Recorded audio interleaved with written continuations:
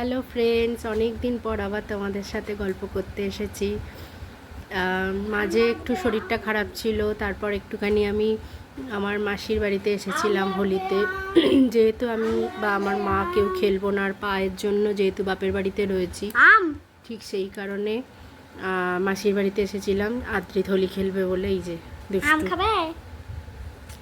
আমার মাসির বাড়িতে আম গাছ আছে, ওখান থেকে কাঁচা আম পেড়েছে, এই যে। তো সেই কারণে এসেছিলাম। দাঁড়াও, 46টা আম, 46টা আম খাবে? ডাল দিয়ে মেখে খাবো কিন্তু আমরা। ও ডাল দিয়ে আম খাবে, ডাল আম। যাই হোক, তো সেই কারণে এসেছিলাম। আজকে আবার শালকিয়া ফিরবো, মানে বাপের বাড়ি ফিরবো।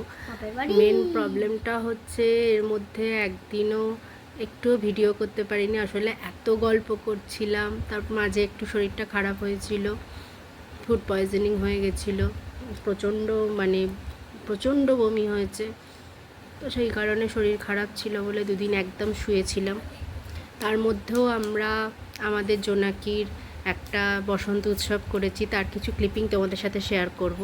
তো সেইগুলো করেছি। যাই হোক, এইভাবে চলেছে এই সপ্তাহটা। আবার বাড়ি ফিরি, দেখি কিভাবে যায়। ঈশ্বরের কাছে প্রার্থনা করি যেন ঠিকঠাকভাবে এবার সময়টা যায়। চলো তোমাদের একটুখানি বসন্ত উৎসবের ক্লিপিংগুলো দেখাই।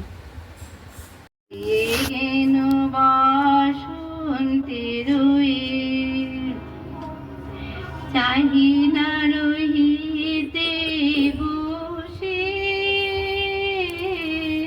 ফুরাইলে বেলা, চাহিনা রহিতে বসে,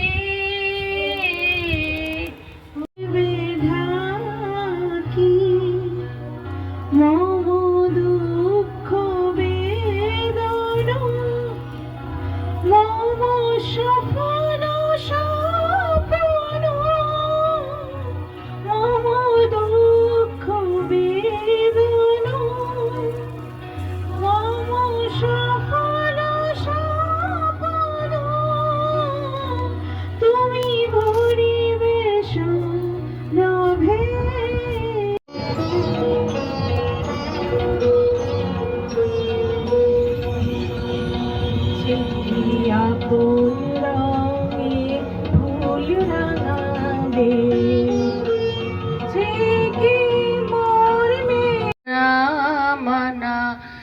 আখি ফিরাইলে বলে না না না, ও যে মানে না মানা, ও যে মানে না মানা। যত বলি নাই রাতে মলিন হয়েছে বাতি,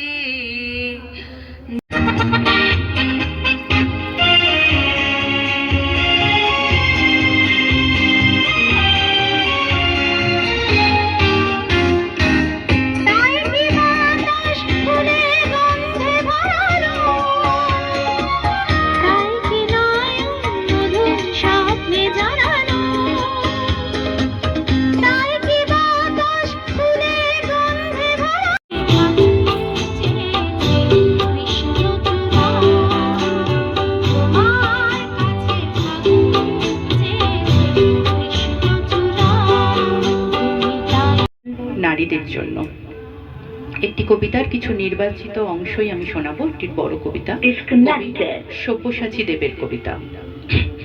কবিতাটির নাম কৃষ্ণা। আমার কোনো শোক নেই, আমার কোনো বিষাদ নেই, হে কুরুবৃদ্ধগণ, আপনাদের নীরবতায় আমার কোনো ক্ষোভ নেই। পিতামহ ভীষ্ম, ক্ষমা করবেন, আপনাকে প্রণতি জানাবার স্থিরতা আজ নেই। তেরি লাগি मैं दीवानी हो गई,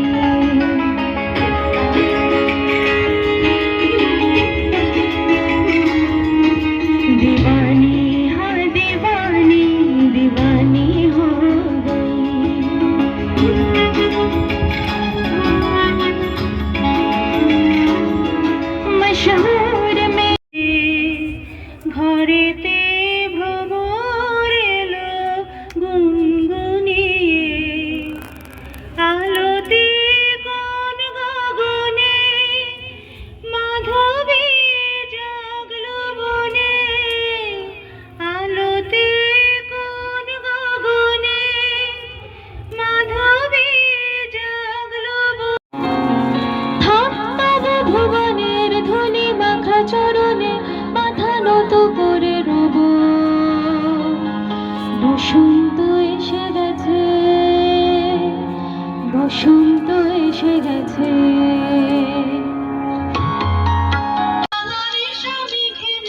প্রভাত আকাশে রাঙা হাসি রাশি রাশি অশোকে পলাশে রাঙা নিশা মেঘে মেশা প্রভাত আকাশে নবীন বাতায় লাগে রাঙা গেরুলো দ্বার ফুল পুরে গৃহবাসী ফুলদার ফুল সুদূরে যাব গো হাইসা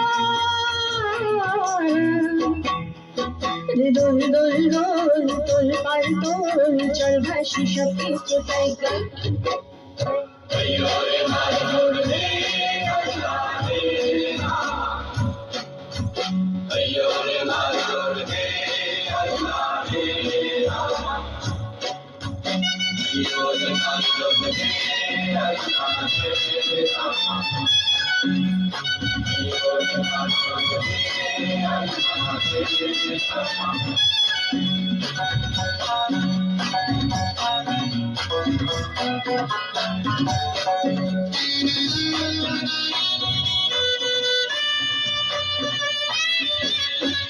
আর কান্দো না তুমি সজনী হবে আর মৌসুম যখন তখন খেলো না খেলায় মন মৌসুম যখন তখন খেলো না খেলায় মন ধরলে আজ তোমায় ছাড়বো না।